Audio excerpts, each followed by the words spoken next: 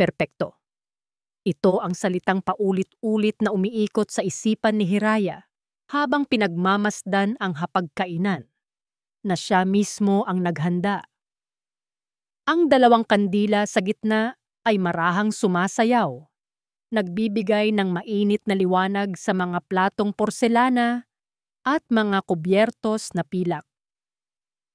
Ang amoy ng paboritong pagkain ni Liro, ang steak na niluto niya ng may pag-iingat, ay humahalimuyak sa hangin, kasabay ng malamyos na tugtugin mula sa isang lumang plaka.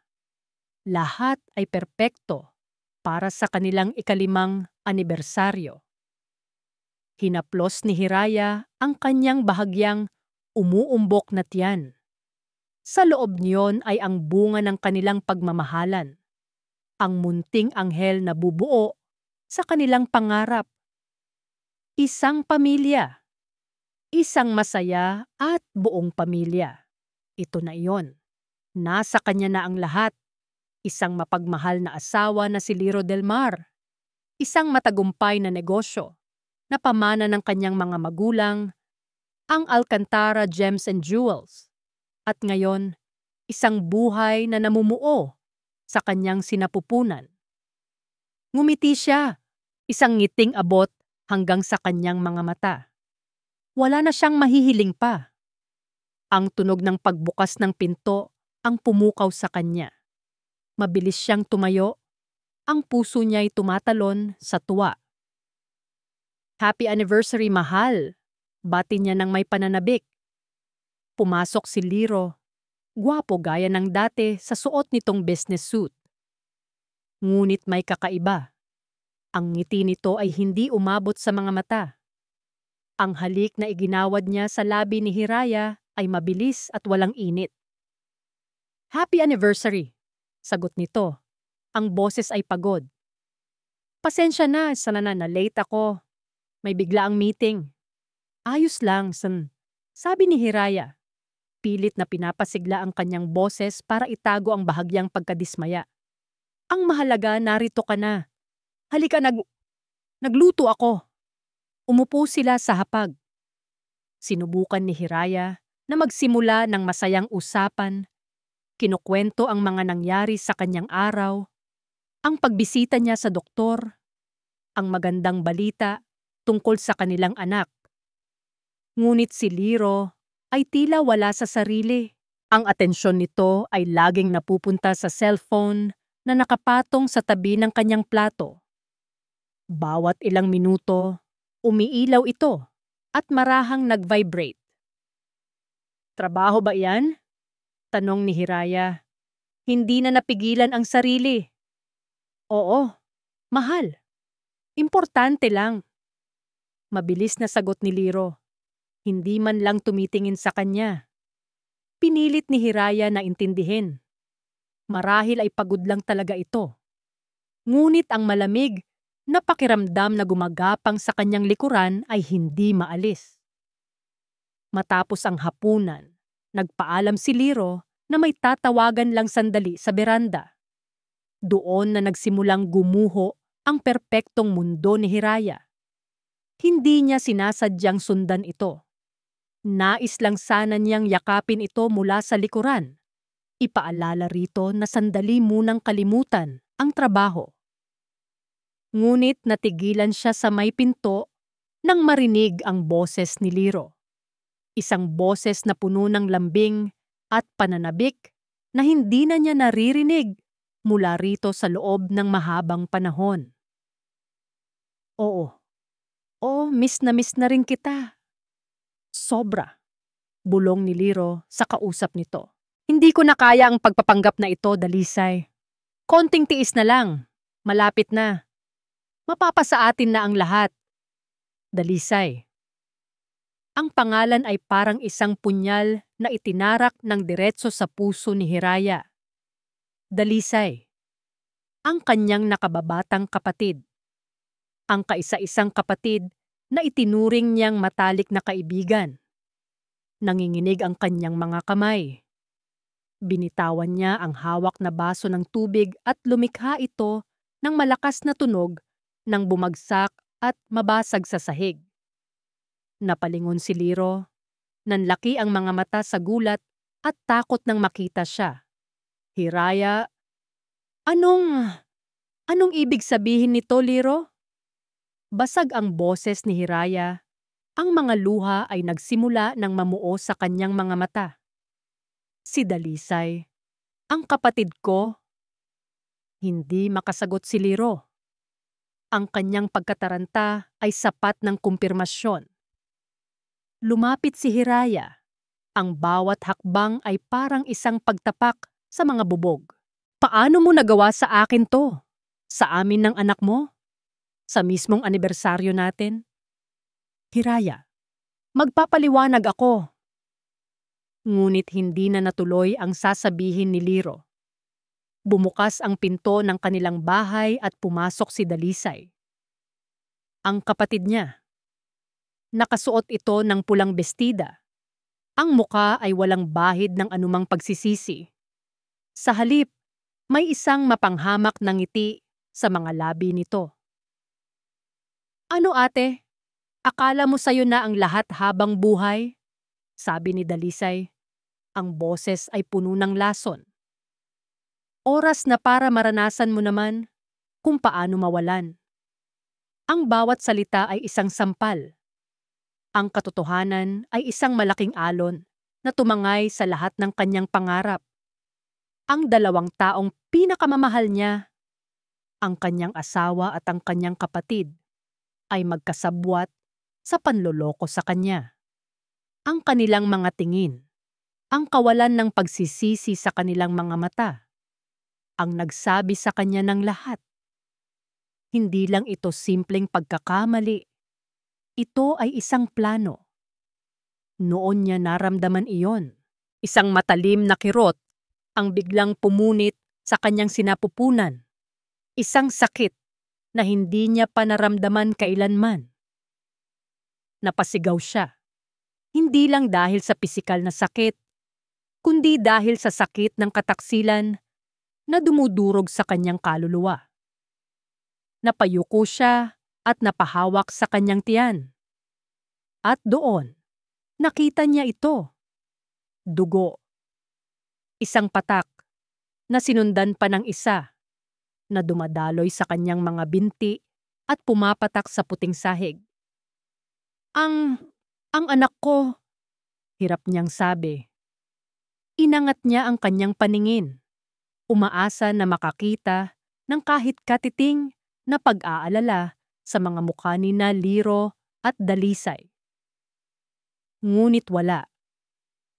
Bago tuluyang magdilim ang kanyang paningin at lamunin siya ng kawalan, ang huling nakita niya ay ang mga anino nila na magkatabi. At sa kanilang mga labi, isang ngiting tagumpay. 2 taon, 730 araw. Iyon ang bilang ng mga umaga na sinasalubong ko sa loob ng kwartong ito. Isang silid na puti at payapa, kabaligtaran ng unos na nagdala sa kanya rito. Ang tanging maririnig ay ang mahina at ritmikong tunog ng heart monitor, isang pangako na sa kabila ng lahat, si Hiraya Alcantara ay lumalaban pa. Ako si Dr. Diwa Serrano.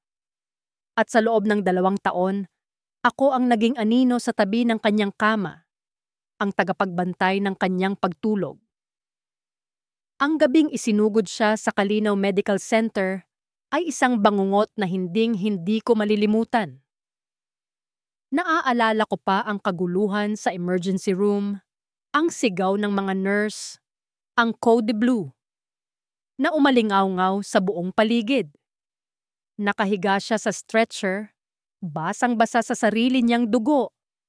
Ang kanyang magandang mukha ay maputla at walang buhay. Sa sandaling iyon, hindi ako ang doktor niya. Ako si Diwa, ang matagal ng kaibigan, ang lihim na nagmamahal sa kanya mula pa noong kolehiyo. At ang babaeng mahal ko ay nasa bingit ng kamatayan.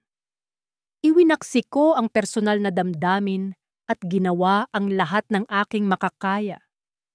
Bawat CPR, bawat utos, bawat dasal ay nakatuon sa iisang bagay. Ang iligtas siya. Nailigtas namin si Hiraya. Ngunit ang munting anghel sa kanyang sinapupunan, hindi pinalad. Iyon ang opisyal na ulat. Iyon ang kasinungalingang kinailangan kong panindigan. Habang siya ay stable, ngunit comatose, lumabas ako ng ICU para magpahangin. Doon, sa isang madilim na pasilyo, narinig ko sila. Si Liro at ang kapatid ni Hiraya, si Dalisay. Hindi sila nagluluksa. Sila ay nagbubunyi. Sa wakas, bulong ni Dalisay, ang boses ay puno ng tagumpay. Nasa atin na ang lahat. Ang Alcantara Gems, ang yaman, wala nang hahadlang. Paano si Hiraya? Tanong ni Liro.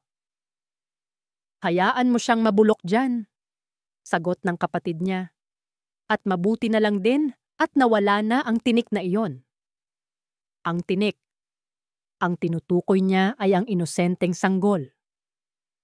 Sa sandaling iyon, isang malamig na galit ang gumapang sa aking buong pagkatao.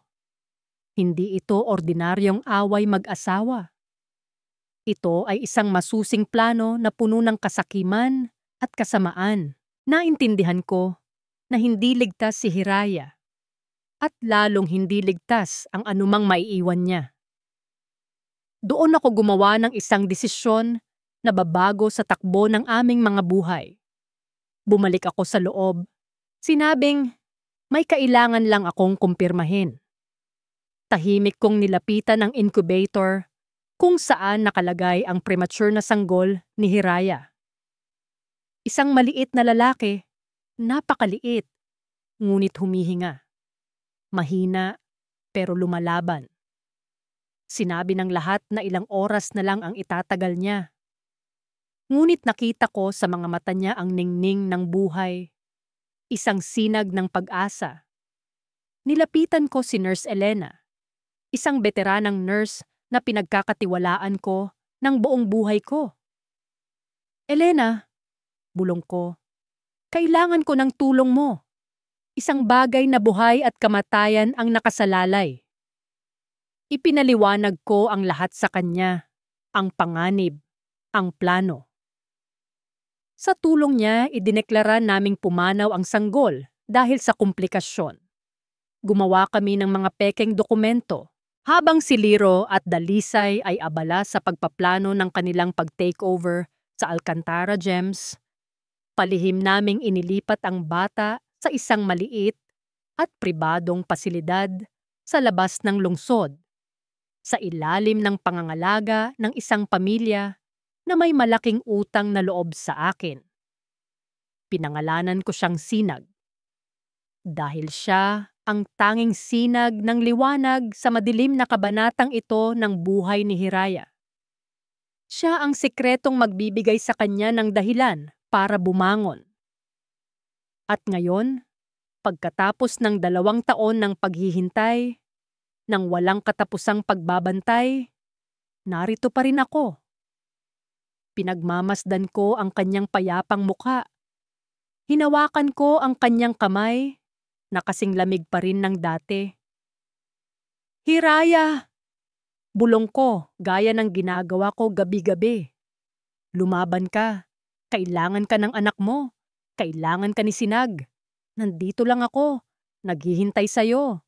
Hindi kita iiwan. Ikinuwento ko sa kanya ang tungkol kay Sinag. Ang kanyang unang ngiti, ang kanyang unang pagtawa, ang kanyang maliliit na mga daliri na kamukhang kamukha ng sa kanya. Umaasa ako na kahit papaano, naririnig ako ng kanyang kaluluwa. At noon, may naramdaman ako. Isang bahagyang paggalaw. Isang halos hindi maramdamang pagpisil mula sa kanyang mga daliri na nakakapit sa aking kamay. Napatingin ako. Hindi makapaniwala. Inakala kong guni-guni ko lang. Ngunit muli itong nangyari, mas malakas ng kaunti.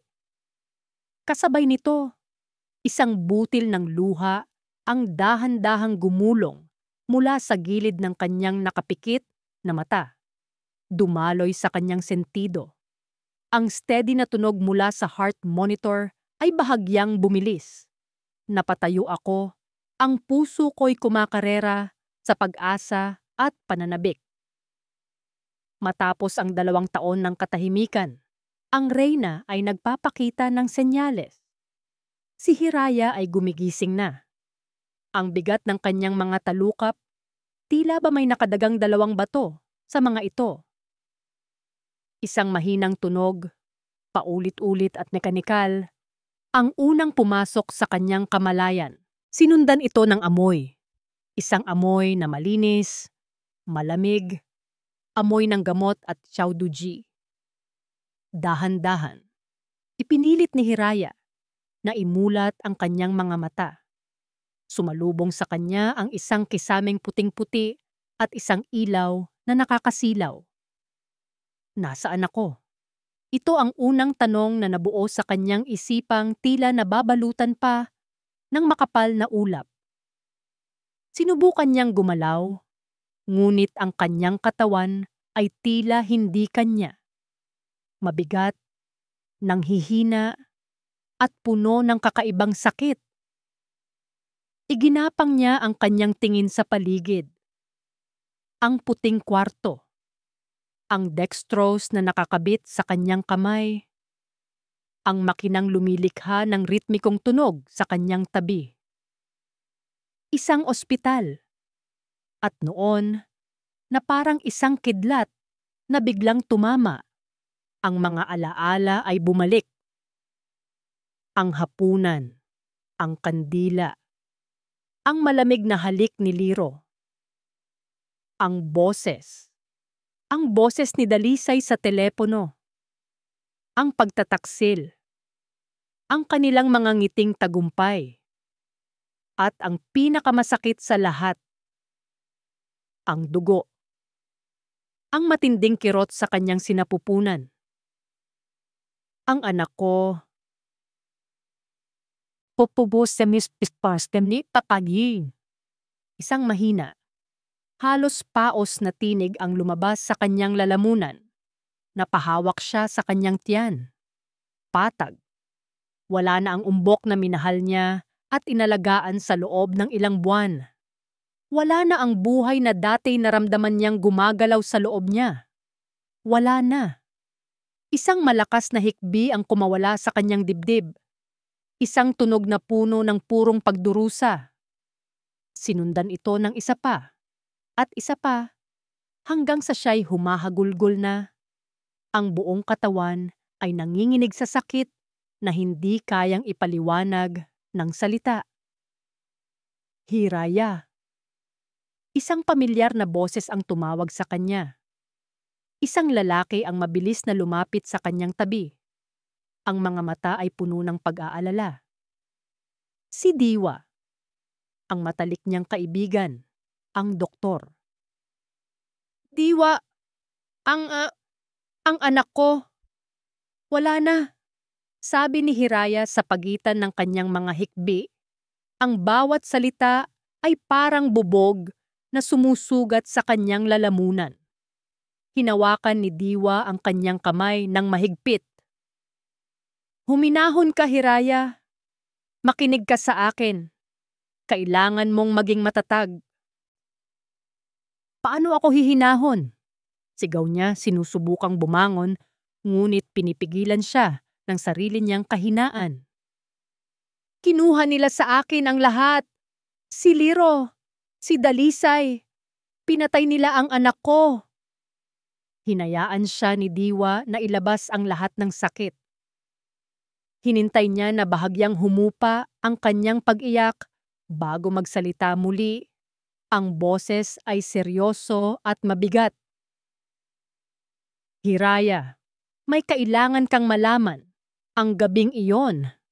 Nangyari iyon 2 taon na ang nakalipas. Natigilan si Hiraya. Ang kanyang mga luha ay biglang tumigil sa pag-agos. Ano? Anong sinasabi mo? 2 taon kang komatose. Hiraya, malungkot na paliwanag ni Diwa. Sa loob ng 2 taon, habang natutulog ka, tinuloy ni Liro at Dalisay ang kanilang mga plano. Ipinamalita nilang ikaw ay naging unstable dahil sa pagkalaglag ng bata. Ginamit nila iyon para unti-unting makuha ang kontrol sa Alcantara Gems. Ngayon, si Liro ang CEO at CEO at si Dalisay ang nasa tabi niya. Nasa kanila na ang lahat ng pinaghirapan ng pamilya mo. Ang bawat salita ni Diwa ay parang isang patak ng yelo na pumapatak sa nag-aapoy na sakit sa puso ni Hiraya. Dahan-dahang pinapatay ang apoy at pinapalitan ito ng isang matigas at nanunuot na lamig. 2 taon. Ninakaw sa kanya ang 2 taon ng kanyang buhay at sa panahong iyon, ang mga taong nanakit sa kanya ay nagpapakasasa sa lahat ng dapat ay sa kanya. Ang lungkot ay naging galit. Ang pagdurusa ay naging puot. Gaganti ako, bulong ni Hiraya. Ang boses niya ay naging garalgal at puno ng determinasyon. Kahit anong mangyari, babawiin ko ang lahat. Pagsisisihan nila ang araw na sinaktan nila ako. Tinitigan siya ni Diwa. Nakikita ang pagbabago sa kanyang mga mata. Wala na ang Hirayang mahina at puno ng pangarap. Ang nasa harap niya ngayon ay isang babaeng ginising ng pagtataksil. Mayroon kang mas malaking dahilan para lumaban, Hiraya, sabi ni Diwa sa wakas. Ang kanyang boses ay nanginginig sa emosyon na matagal na niyang itinatago. Kinuha niya ang isang tablet mula sa mesa sa tabi ng kama. May pinindot siya rito at iniabot ito kay Hiraya. Sa screen, isang video ang nagplay. Isang maliit na batang lalaki, marahil ay nasa 2 taong gulang, ang masayang naglalaro sa isang hardin. Mayroon itong buhok na kasing itim ng kay Liro, ngunit ang mga mata nito, ang mga matang iyon ay kay Hiraya. Malaki, kumikinang, at puno ng buhay. Nabitawan ni Hiraya ang tablet. Tumingin siya kay Diwa. Ang kanyang puso ay tumitibok ng sobrang bilis na parang sasabog. Sino? Sino siya? Ngumiti si Diwa. Isang ngiting may halong luha ng tagumpay at ginhawa. Ang sabi ng mga doktor, hindi siya magtatagal. Ang sabi ni Liro at Dalisay, isa siyang tinik na dapat nang mawala. Pero lumaban siya, Hiraya. Katulad mo. Lumapit si Diwa at hinawakan ang mga kamay ni Hiraya. Tumingin siya ng diretso sa mga mata nito. Hiraya, ito si Sinag. Ang anak mo. Isang himala, isang katotohanang mas makapangyarihan pa sa lahat ng kasinungalingan. Buhay ang anak niya. Ang kanyang anak. Ang tanging piraso ng kanyang nawasak na mundo ay buo at naghihintay sa kanya. Ang mga luha na muling dumaloy sa kanyang mga pisngi ay hindi na luha ng pighati. Ito ay mga luha ng isang bagong tuklas na lakas, ng isang layuning mas matibay pa sa bakal. Ang paghihiganti ay hindi na lang para sa kanya. Ito ay para sa kinabukasan ng kanyang anak. Pinunasan niya ang kanyang mga luha. Ang kanyang mukha ay nagbago. Ang kalambutan ay napalitan ng tigas. Ang sakit ay napalitan ng isang malamig at matalas na determinasyon. Tumingin siya kay Diwa. Ang kanyang mga mata ay nag-aapoy. Tutulungan mo ako, Diwa. Babawiin ko ang lahat. Bawat sentimo, bawat piraso ng dignidad na ninakaw nila. Para sa akin. para kay sinag. Kinagabihan, matapos siyang tulungang makatayo ni Diwa, humarap si Hiraya sa salamin sa unang pagkakataon. Ang babaeng nakatingin pabalik sa kanya ay isang estranghero, payat, maputla, na may mga matang naglalaman ng 2 taon ng sakit at pagtulog. Ngunit sa ilalim ng lahat ng iyon, may isang bagong kislap, isang kislap na mapanganib. Hinaplos niya ang kanyang refleksyon. Oras na para mamatay si Hiraya Alcantara.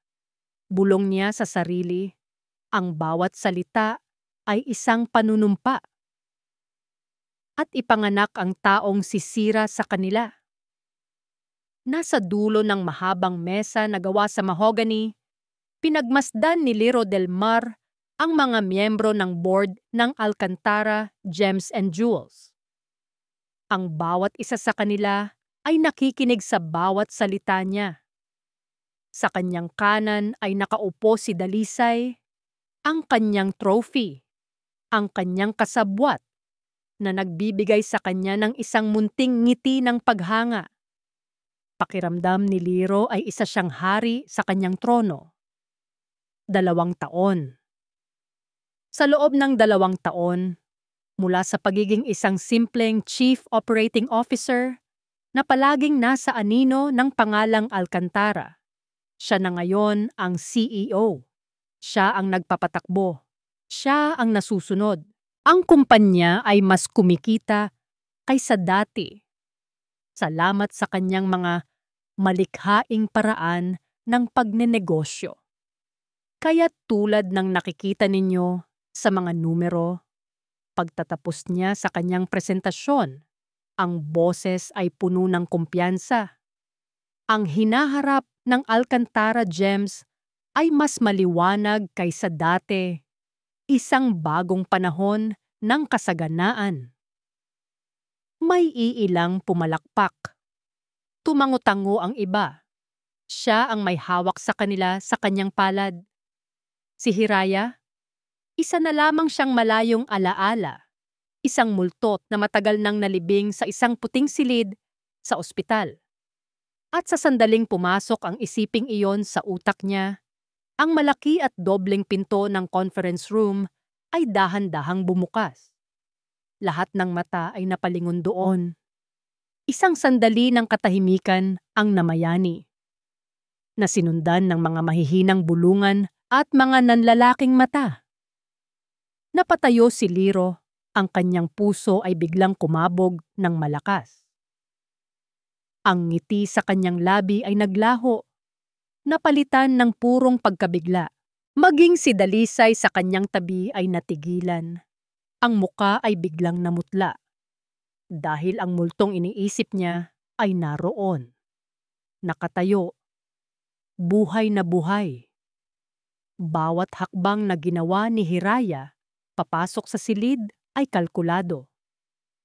Ang tunog ng kanyang mga takong sa marmol na sahig ay tila isang martilyo na pumupukpok sa bawat pako ng kabaong na inihanda niya para sa kanila. Ang suot niyang itim na business dress ay simple ngunit elegante, at ang kanyang buhok ay nakapusod ng mahigpit na nagbibigay diin sa kanyang mukhang wala ng bahid ng kahinaan. Pinagmasdan niya ang mga muka sa loob ng silid. Gulat, pagkalito. At sa 2 taong nasa dulo ng mesa, takot. Isang Dalisay, hindi maitatagong takot. At sa unang pagkakataon sa loob ng 2 taon, naramdaman ni Hiraya ang isang patak ng kasiyahan. Ito na ang simula. Mukhang naistorbo ko yata ang pagpupulong ninyo, sabi niya. Ang boses ay kalmado at malamig, ngunit sapat na ang lakas para marinig ng lahat. Walang nangahas na magsalita. Lahat ay nakatingin sa kanya. Pagkatapos ay kay Liro, na para bang nanonood ng isang laro ng tennis. Naglakad si Hiraya palapit sa mesa. Hindi niya pinansin ang bakanteng upuan. Sa halip, tumayo siya sa tapat mismo ni Liro. Ang kanyang mga mata ay direktang nakatitig dito. "Hiraya!"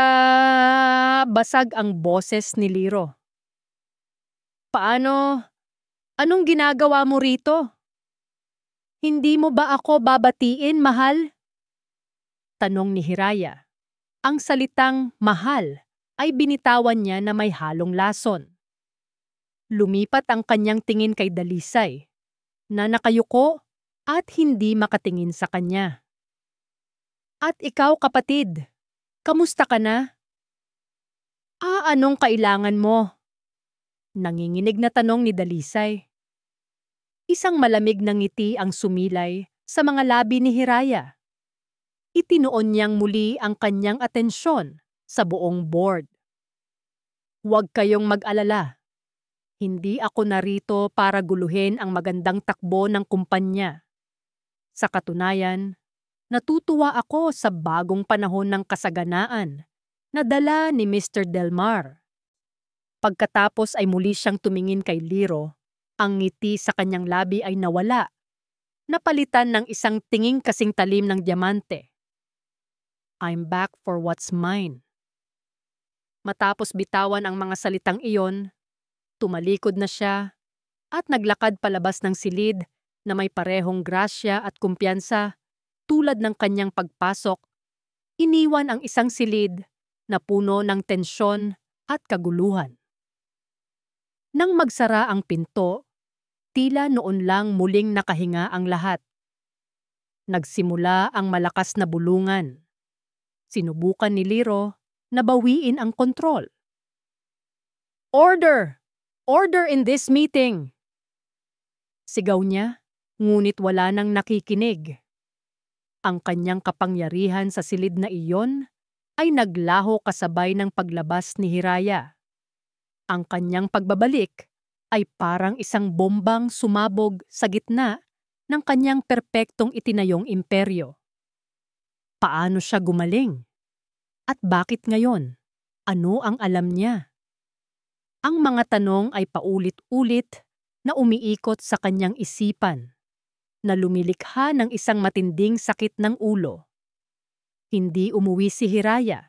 Dumiretso siya sa isang maliit na coffee shop sa kabilang kanto ng gusali. Doon, sa isang tahimik na sulok, naghihintay sa kanya si G. Salcedo, isang matandang miyembro ng board at ang pinakamatapat na kaibigan ng kanyang yumaong ama. "Hiraya, iha, hindi ako makapaniwala nang matanggap ko ang tawag mo," sabi ng matanda. Ang mga mata ay puno ng pag-aalala. Ang balita ay comatose ka pa rin. "Maraming kasinungalingan ang ikinalat sa loob ng 2 taon, Tito Miguel," sagot ni Hiraya. Inilabas niya ang isang manipis na folder mula sa kanyang bag at inilapag ito sa mesa. At ito ang simula ng katotohanan. Binuksan ni G. Salcedo ang folder. Sa loob ay mga kopya ng bank statement at mga shipping record na nagpapakita ng mga transaksyon sa isang kumpanyang hindi pamilyar. Isang supplier ng brilyante, nakaduda-duda ang pinagmulan. Ito ay paunang ebidensya lamang, paliwanag ni Hiraya. Pero sapat na ito para ipakita na may mali sa pamamalakad ni Liro. "Kailangan ko ng tulong mo, Tito. Kailangan kong malaman kung sino pa sa board ang nananatiling tapat sa alaala ni Papa." Tumingin sa kanya si G. Salcedo. Ang pag-aalala sa kanyang mga mata ay napalitan ng determinasyon. "Gagawin ko ang lahat ng aking makakaya, iha. Panahon na para linisin ang pangalan ng mga Alcantara." Gabi na nang makabalik si Liro sa kanyang opisina matapos ang isang maghapong puno ng pag-aayos sa pinsalang idinulot ng paglitaw ni Hiraya. Napaupo siya sa kanyang upuan. Minasahe ang kanyang sentido. Isang tunog mula sa kanyang laptop ang pumukaw sa kanyang atensyon. Isang bagong email, walang subject, at ang nagpadala ay isang address na binubuo ng mga numero at letra na walang kahulugan. Dahil sa kuryosidad, binuksan niya ito. Ang laman ng email ay isang litrato lamang. Isang litratong kuha 2 taon na ang nakalipas. Siya at si Dalisay magkayakap sa isang madilim na sulok ng parking lot ng ospital, ilang oras lamang matapos isugod doon si Hiraya. Ang kanilang mga mukha sa litrato ay hindi mukha ng mga taong nagluluksa, kundi mukha ng mga taong nagdiriwang. Napatayo si Liro, nanlalamig ang buong katawan. Sa ilalim ng litrato ay may isang maikling pangungusap, nakasulat sa pula. Ang nakaraan ay laging bumabalik. Ang tanging liwanag sa loob ng pansamantalang opisina ni Hiraya ay nagmumula sa 2 laptop na magkatabi. Sa labas, ang lungsod ng Maharlika ay mahimbing ng natutulog, ngunit para kay Hiraya, ang gabi ay para sa mga multo, at siya ang multong hindi mapapagod hanggang mahanap ang hustisya. Sa kanyang tabi ay si Mang Jun, isang retiradong investigador na may matalas na mata at reputasyong hindi nabibili. Siya ang taong inirekomenda ni Diwa, isang taong kayang maghanap ng karayom sa isang bunton ng dayami. 3 buwan matapos kang maospital, Hiraya, sabi ni Mang Jun. Itinuturo ang isang hilera ng numero sa spreadsheet. Dito nagsimulang pumasok ang mga transaksyon mula sa Tierra Minerales Trading. Sinasabi sa record na supplier sila ng mga high-grade raw diamonds mula sa South Africa. Tinitigan ni Hiraya ang mga dokumento. Milyon-milyong piso ang halaga ng bawat shipment. Sa unang tingin, mukha itong lehitimo. Ngunit ang bagong Hiraya ay natutong tumingin ng mas malalim. Ang 2 taong pagkawala ay nagbigay sa kanya ng isang bagay na wala siya noon. Pasensya. May mali dito, bulong niya, mas para sa sarili kaysa sa kasama. Kung high grade ang mga ito, dapat ay may katapat itong malaking output sa ating produksyon ng finished jewels. Pero ayon sa inventory records natin, hindi tumaas ng ganoon kalaki ang ating supply ng mga natapos na alahas. Eksakto, sang-ayon ni Mang Jun. Kaya't sinubukan kong hanapin ang Tierra Minerales Trading. At dito nagiging interesante ang lahat. Ang kumpanya ay nakarehistro sa isang maliit na isla sa Caribbean, isang kilalang tax haven. At higit sa lahat, huminto siya sandali para sa epekto. Ang islang iyon ay walang kahit isang minahan ng brilyante. Ang tanging minerales nila roon ay buhangin. Doon na nila ito nakita. Ang butas. Ang bitak sa perpektong fasad ni Liro. Hindi ito totoong bentahan. Ito ay isang malinis na paraan para maglabas ng pera mula sa Alcantara Gems. Isang sopistikadong money laundering scheme. Ginagamit ni Liro ang kumpanya ng kanyang pamilya para pondohan ang sarili niyang kasakiman. Isang malamig na galit ang gumapang sa ugat ni Hiraya. Hindi lang siya ninakawan ni Liro ng asawa at pamilya. Dinudungisan din nito ang pangalan at legasya ng kanyang ama. May sapat na ba tayo? Tanong ni Hiraya. Hindi pa sapat para sa isang kaso sa korte, sagot ni Mang Jun. Pero sapat na ito para magsimula ng sunog. Isang maliit at mapanganib na ngiti ang sumilay sa labi ni Hiraya. Kung ganoon, Mang Jun, magsimula na tayong mag-apoy. Essence. Kinabukasan sa isang hiwalay at bagong laptop na binili para lang sa layuning iyon, Gumawa si Hiraya ng isang anonymous na email account. Maingat niyang isinulat ang isang mensahe. Walang emosyon, purong impormasyon lamang. Para kay The Market Watcher, mayroon akong impormasyon na maaaring maging interesado sa iyo. Bilang isang tapat na empleyado ng Alcantara Gems, nababahala ako sa ilang kaduda-dudang transaksyon na kinasasangkutan ng isang supplier na nagngangalang Tierra Minerales Trading. Iminumungkahi kong tingnan ninyo ang kanilang pinagmulan. Ang katotohanan ay laging lumalabas. Isinama niya ang ilang piling dokumento. Sapat lang para patunayan ang kanyang sinasabi, ngunit hindi sapat para ituro ang pinanggalingan ng leak. Isang click. At ang binhi ng pagdududa ay naitanim na. 2 araw ang lumipas. Nanonood si Hiraya ng balita sa isang business channel sa kanyang apartment nang biglang lumabas ang headline, Alcantara Gems. Inuugnat sa isang kaduda-dudang supplier, mga eksperto, nagpahayag ng pagkabahala. Isang artikulo mula sa sikat na financial blog na The Market Watcher ang nagpasimula ng lahat. Mabilis itong kumalat online. Bagamat walang direktang akusasyon, sapat na ang mga tanong na ibinato nito para manginig ang mga investor. Sa ilalim ng screen, nakita ni Hiraya ang stock ticker ng Alcantara Gems. Bumababa ito, paunti-unti, ngunit tuloy-tuloy. Ilang sandali pa, lumabas sa TV si Liro para sa isang biglaang press conference. Kitang-kita ni Hiraya ang pawis sa noo nito sa ilalim ng mga ilaw ng studio.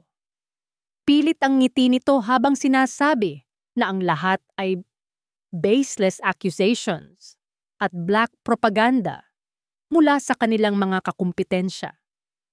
Ngunit ang takot sa mga mata nito ay hindi maitago. Sa unang pagkakataon, naramdaman ni Hiraya ang tagumpay. Isang maliit, ngunit napakatamis na tagumpay. Isinara niya ang TV. Ang unang hakbang ay tapos na. Napatunayan niyang kaya niyang saktan ito nang hindi man lang nagpapakita. Bigla, isang malakas at desperadong katok sa pinto ang bumasag sa katahimikan ng kanyang apartment. Nagtaka si Hiraya. Tanging si Diwa at Mang Jun lang ang nakakaalam ng address niya. Nag-aalangan siyang sumilip sa peephole. Nanlaki ang kanyang mga mata. Si Dalisay. Binuksan ni Hiraya ang pinto. Ang kanyang mukha ay isang blangkong maskara. Nakatayo roon ang kanyang kapatid. Ang mga mata ay namumugto sa kaiiyak. Ang dating kumpiyansa ay ganap na naglaho. Ate! Nagsimula si Dalisay. Ang boses ay nanginginig. Hindi sumagot si Hiraya. Hinintay lang niya. Pakiusap, ate. Itigil mo na to. Pagmamakaawa ni Dalisay, lumuluhod sa harap niya. Alam kong galit ka. May karapatan kang magalit. Pero parang awa mo na. Huwag mong sirain si Liro. Tinitigan lang siya ni Hiraya. Ang puso niya'y kasing tigas ng bato. Ginawa ko lang naman ang lahat dahil mahal na mahal ko siya.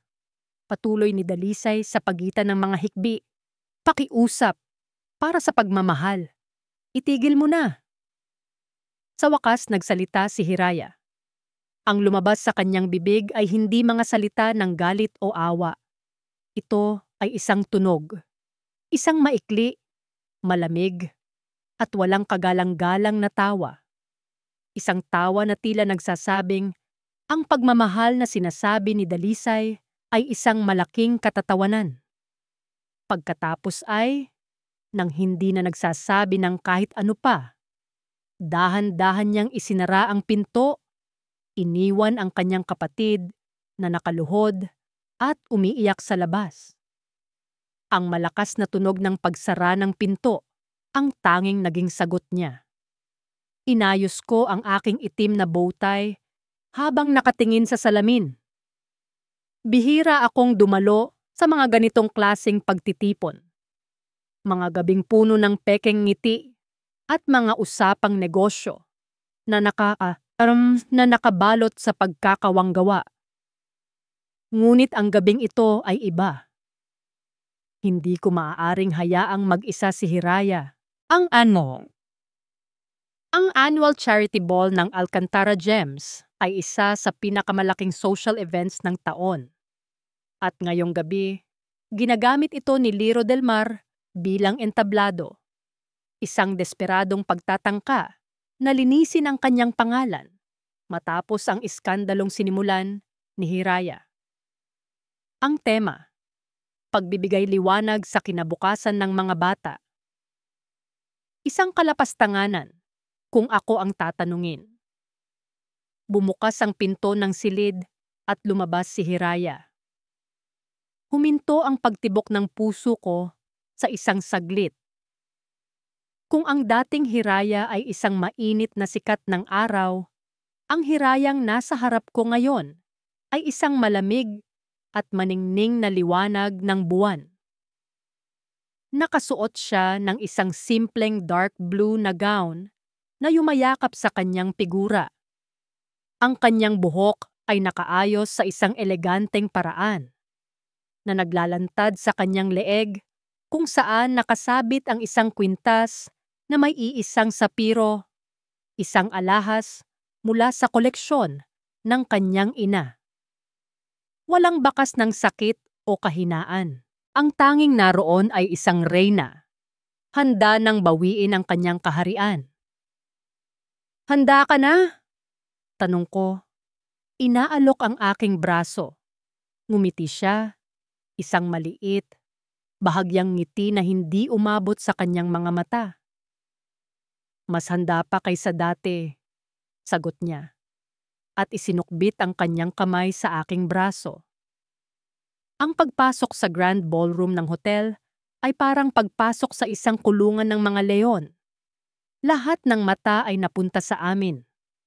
Ang mga bulungan ay kumalat na parang apoy sa tuyong damuhan. Siya na ba yon? Ang asawang na comatose. Bakit kasama niya si Dr. Serrano?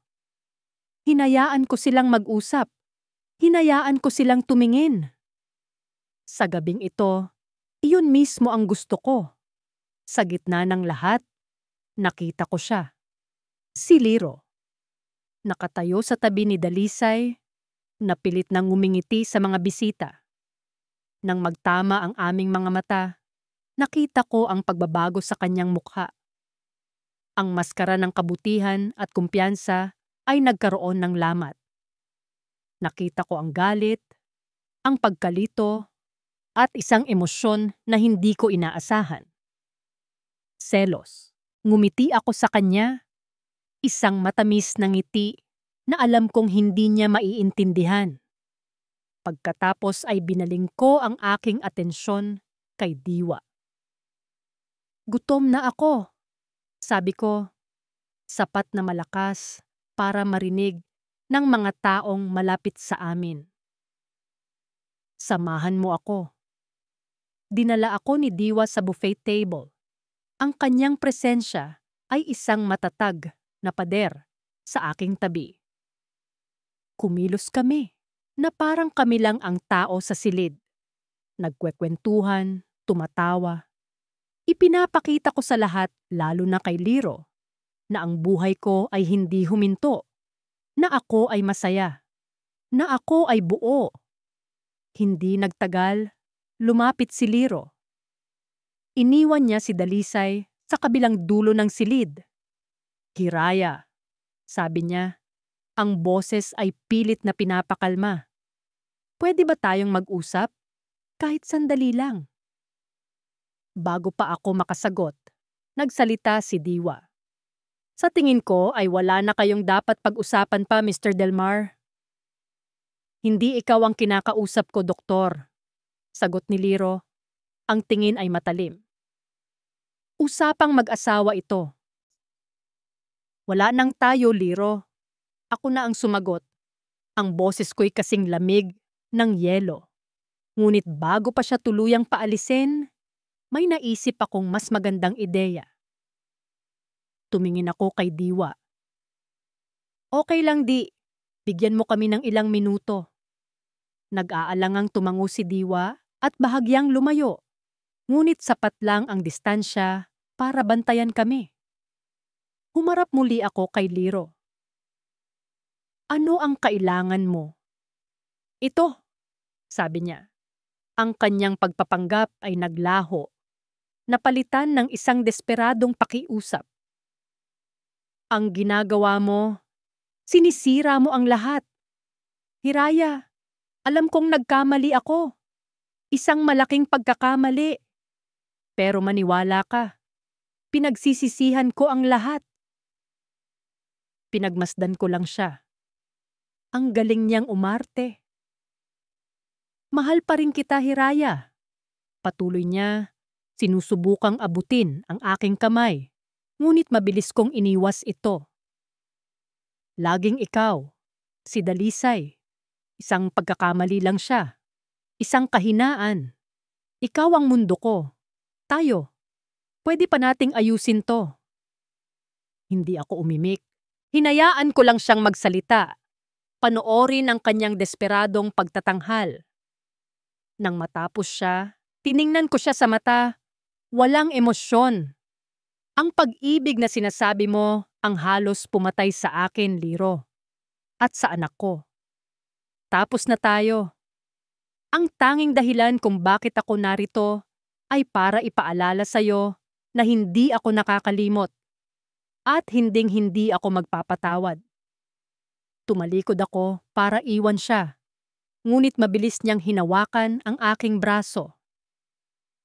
Hindi pa ako tapos. Bitawan mo siya. Ang boses ni Diwa ay mahinahon, ngunit may bigat at awtoridad. Mabilis na binitawan ni Liro ang braso ko na para bang napaso. Nagkatinginan ang dalawang lalaki, isang palitan ng tingin na puno ng galit at pagbabanta. Sa sandaling iyon, tumugtog ang isang malamyos na waltz. Para basagin ang tensyon, ngumiti ako kay Diwa. Isasayaw mo ba ako, doktor? Naintindihan niya agad. Ang galit sa kanyang mukha ay napalitan ng isang malambot na ngiti. It would be my honor, sagot niya. Iniwan namin si Liro na nakatayo roon, mag-isa at talunan. Dinala ako ni Diwa sa gitna ng dance floor. Ipinatong ko ang aking ulo sa kanyang dibdib habang marahan kaming gumagalaw sa ritmo ng musika. Sa unang pagkakataon sa gabing iyon, naramdaman ko ang kapayapaan. Sa mga bisig ni Diwa, pakiramdam ko ay ligtas ako. Hinding-hindi kita iiwan. Bulong niya sa aking buhok, na para bang nabasa niya ang aking isipan. Sa kabilang dulo ng silid, pinanood kami ni Liro. Ang kanyang mga kamay ay nakakuyom sa magkabilang gilid. Ang kanyang muka ay isang maskara ng galit at selos na hindi na maitago. Ang babaeng akala niya ay nasira niya ay heto. Sumasayaw sa mga bisig ng ibang lalaki, masaya at hindi apektado. At ang katotohanan iyon ang sumusugat sa kanya ng mas malalim kaysa sa anumang iskandalo sa negosyo. Pag-uwi ko sa aking apartment ng gabing iyon, may isang maliit na kahon na naghihintay sa tapat ng aking pinto. Walang pangalan ng nagpadala. Nanginginig ang mga kamay ko habang binubuksan ito. Sa loob, nakahiga sa itim na satin, ay isang sirang manika. Ang ulo ay tanggal. Ang damit ay punit. Ito ang eksaktong kopya ng paborito kong manika noong bata pa ako. Isang manikang ibinigay sa akin ni Liro noong mga unang araw ng aming relasyon. Sa ilalim ng manika, may isang maliit na papel. Nakasulat dito sa pamilyar na sulat kamay ni Liro. May mga bagay na kahit anong gawin mo, sa akin pa rin. Ang kapayapaang naramdaman ko kanina ay biglang naglaho, napalitan ng isang pamilyar na takot. Ang laro ay nag-iba na. Naging isang laro ng anino ang mga sumunod na linggo. Isang mapanganib na sayaw sa pagitan ng nakaraan at kasalukuyan. Alam ni Hiraya na ang sirang manika ay simula pa lamang. Sinusubukan ni Liro na pasukin ang kanyang isipan, gamitin ang kanilang mga alaala bilang sandata para sirain ang kanyang katatagan. Isang umaga, paglabas niya ng apartment, natagpuan niya ang isang bungkos ng mga puting rosas. Ang eksaktong uri ng bulaklak sa kanyang bridal bouquet na nakakalat at nayuyurakan sa tapat ng kanyang pinto.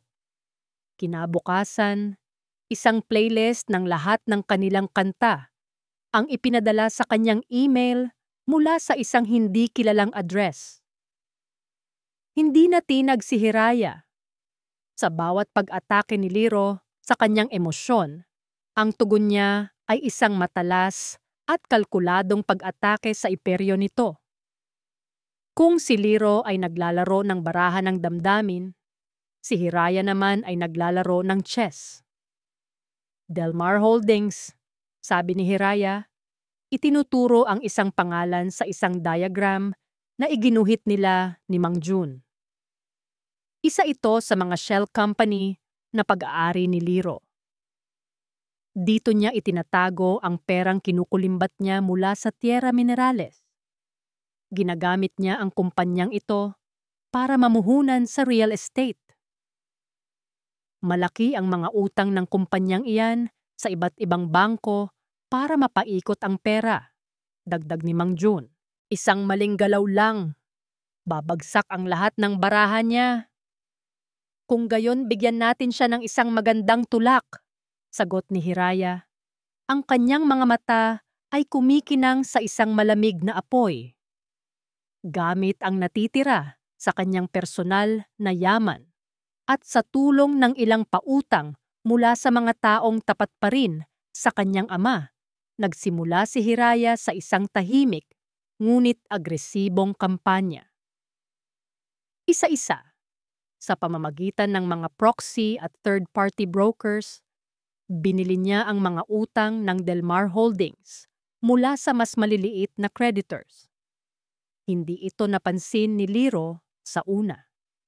Para sa kanya, ito ay mga normal na transaksyon lamang sa negosyo, hanggang sa isang araw, sa isang virtual na pagpupulong, kasama ang kanyang mga pangunahing bangkero at pinagkakautangan. Isang bagong muka ang lumitaw sa screen. Ang muka ni Hiraya Alcantara. Magandang umaga, Liro, bati ni Hiraya. Ang kanyang boses ay kalmado at propesyonal. Pasensya na. Kung medyo huli ako sa pagpapakilala, ako na ngayon ang may-ari ng mayorya ng utang ng Delmar Holdings. Sa madaling salita, ako na ang pinakamalaki mong pinagkakautangan. Nakita ni Hiraya ang pagbabago sa mukha ni Liro sa screen.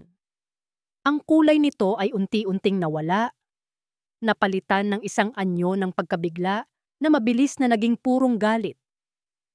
Ang pusang naglalaro ay biglang natagpuan ng sarili na isang daga na nakulong sa isang patibong. Dahil sa mga issue sa tiwala na kasalukuyang bumabalot sa iyong pangalan, minabuti kong i-call in all loans, effective immediately. Mayroon kang 30 araw para bayaran ang lahat ng iyong pagkakautang. Sa akin, patuloy ni Hiraya, binitawan ang bawat salita na parang isang hatol. Ang virtual meeting ay nagtapos sa isang magulong sigawan mula sa panig ni Liro. Isinara ni Hiraya ang kanyang laptop, isang ngiti ng tagumpay ang gumuhit sa kanyang mga labi. Ngayon, hindi lang ang Alcantara Gems ang problema ni Liro. kundi ang kanyang personal na pagbagsak. Ngunit ang tagumpay ay may kasamang bigat. Ang walang tigil na pakikipaglaban, ang palaging pagiging alerto, ay unti-unting umuubos sa kanyang lakas. May mga gabi na napapatingin na lang siya sa kawalan. Tinatanong ang sarili kung sulit ba ang lahat. At sa mga gabing iyon, mayroon siyang isang lihim na santuwaryo. Isang maliit at simpleng bahay sa labas ng lungsod. Dito, walang Hiraya Alcantara, ang naghihiganting reyna. Ang naroon lang ay si Hira, ang ina. Mama! Ang masayang sigaw ng isang maliit na bata ang sumalubong sa kanya sa pinto. Agad siyang yumuko at sinalubong ang mahigpit na yakap ni Sinag. Inamoy niya ang buhok nito, isang amoy na pinaghalong gatas at araw. Sa sandaling iyon, ang lahat ng bigat, lahat ng galit, ay nawawala. Kamusta ang paborito kong lalaki? Tanong niya. Hinalikan ito sa pisngi. Gawa tayo tower, mama. Malaki. Sagot ng bata. Hinihila siya papasok. Sa loob ng ilang oras, sa sahig na napapalibutan ng mga building blocks at mga laruang kotse, siya ay isang ina lamang. Naglaro sila. Nagbasa sila ng libro. Magkatabi silang humiga hanggang sa makatulog ang bata sa kanyang mga bisig. Pinagmasdan niya ang payapang mukha ni Sinag. Ang mahahabang pilik mata nito nakapareho ng sa kanya. Ito ang dahilan ng lahat. Ang bawat kasinungalingang kailangan niyang sabihin, bawat panganib na kailangan niyang suungin, ay para sa batang ito. Para sa kinabukasan na ninakaw sa kanila. Ang paghihiganti niya ay hindi lang tungkol sa galit. Ito ay tungkol sa pag-ibig. Isang pag-ibig ng isang ina na gagawin ang lahat para sa kanyang anak. Bago siya umalis, dahan-dahan niyang inayos ang kumot ni Sinag. Hinalikan niya ito sa noo. Pangako anak, bulong niya. Ibabalik ni mama ang lahat ng para sayo. Pagbalik niya sa kanyang sasakyan, tumunog ang kanyang telepono. Si Diwa. Hiraya, sabi nito. At may kakaiba sa tono ng kanyang boses. Isang pagmamadali, isang pag-aalala. Hiraya, kailangan mong pumunta sa ospital. Ngayon din. Kinabahan si Hiraya. Bakit? Anong nangyari? Si Sinag ba? Hindi si Sinag, putol ni Diwa.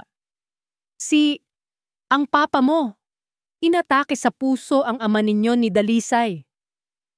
Ang mundo ni Hiraya ay biglang huminto sa pag-ikot. Bawat kilometrong tinatakbo ng sasakyan ni Hiraya ay parang isang dagok sa kanyang dibdib. Ang mga ilaw ng syudad na nadaraanan niya ay nagiging isang mahabang, malabong guhit lamang. Ang tanging malinaw sa kanyang isipan ay ang boses ni Diwa sa telepono. Inatake sa puso ang ama ninyo, ni Dalisay. Ang kanyang ama. Ang matatag na haligi ng kanilang pamilya. Ang lalaking nagturo sa kanya kung paano maging malakas. Ang galit na nagsilbing baluti niya sa mga nakaraang buwan ay biglang gumuho at sa ilalim nito ay ang takot. Isang dalisay na takot ng isang anak na maaaring mawalan ng magulang. Habang nagmamaneho, ang mga salita ni Dalisay ay umalingaw-ngaw sa kanyang isipan. Huwag mong sirain si Liro. Ang sagot niya ay isang malamig na tawa at isang isinarang pinto. Hindi niya naisip, hindi niya inakala na aabot sa ganito. Nang marating niya ang Kalinaw Medical Center, halos takbuhin na niya ang mga pasilyo patungo sa Cardiac Intensive Care Unit. Mula sa malayo, natanaw na niya sila.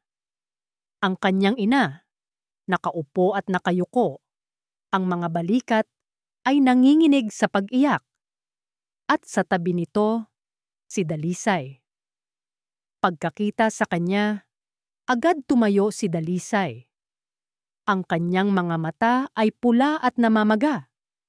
Ngunit ang tinging ipinukol niya kay Hiraya ay hindi tingin ng kalungkutan, kundi tingin ng purong pagkamuhi. "Anong ginagawa mo rito?" sigaw ni Dalisay. Ang boses ay basag, ngunit puno ng lason. Hindi na niya inalintana ang mga taong napapatingin sa kanila. "Para tingnan ang resulta ng ginawa mo?" Hindi nakasagot si Hiraya. Ang kanyang dila ay tila umurong. Lumapit si Dalisay. Ang bawat hakbang ay mabigat sa galit. "Masaya ka na? Ito ang gusto mo, di ba? Ang makita kaming lahat na miserable. Ang makita kaming lahat na nawawasak. Dahil sa'yo, dahil sa walang kwenta mong paghihiganti, si Papa ang nagbabayad." Bawat salita ay isang sampal sa mukha ni Hiraya. Tumingin siya sa kanyang ina, naghahanap ng kakampi, ngunit iniwas lang nito ang tingin. Mas piniling yakapin ang nagwawalang si Dalisay. Sa sandaling iyon, naramdaman ni Hiraya ang isang bagay na mas masakit pa sa pagtataksil. Ang pakiramdam ng pagkakasala. Biglang bumalik sa kanyang alaala ang isang hapon noong siya'y bata pa. Ipinakita niya sa kanyang ama ang isang kwintas na siya mismo ang gumawa mula sa mga maliliit na kabibe. Ngumiti ang kanyang ama, ginulo ang kanyang buhok, at sinabing, "Balang araw, Hiraya, anak, ikaw ang magiging pinakamakinang na alahas ng Alcantara. Ikaw ang aking tanging yaman." Ang alaala ay parang isang punyal na lalong bumaon sa kanyang puso. Ang yaman na ipinagmamalaki nito noon ay siya na ngayong dahilan ng pagbagsak nito. Hindi ko ginusto to," mahinang sabi ni Hiraya. "Huwag kang magkunwari," sigaw pabalik ni Dalisay. "Simula nang bumalik ka, wala ka ng ibang dinala, kundi gulo. Sana hindi ka nalang gumising." Bago pa man lumala ang sitwasyon, isang pamilyar na anino ang dumating. Si Liro. Ngunit hindi ito ang lirong galit at natatalo. Ang lirong dumating ay kalmado at nag-aalala. Nilampasan niya si Hiraya na parang hindi siya nag-e-exist at dumiretso sa mag-ina. "Tita, Dalisay," sabi niya sa malumanay na boses. Niyakap si Dalisay at hinaplos ang likod ng kanyang biyenan. "Ako nang bahala. Nandito na ako." Pinanood ni Hiraya ang eksena. Ang kanyang asawa, na nang-agaw ng lahat sa kanya, ay heto ngayon, umaakto bilang tagapagligtas. Ang kanyang kapatid, nakasabwat sa krimen, ay ang kaawa-awang biktima. Ang kanyang ina ay mas piniling maniwala sa kanila. At siya ang kontrabida, siya ang masama. Sa unang pagkakataon mula nang siya'y magising, naramdaman ni Hiraya na siya'y nag-iisa. Ganap na nag-iisa. Ang kanyang lakas ay biglang naglaho. Ang kanyang determinasyon ay nanghina. Marahil ay tama sila. Marahil ang kanyang paghihiganti ay isang pagkakamali. Kasabay nito, lumabas ang isang doktor mula sa pinto ng ICU.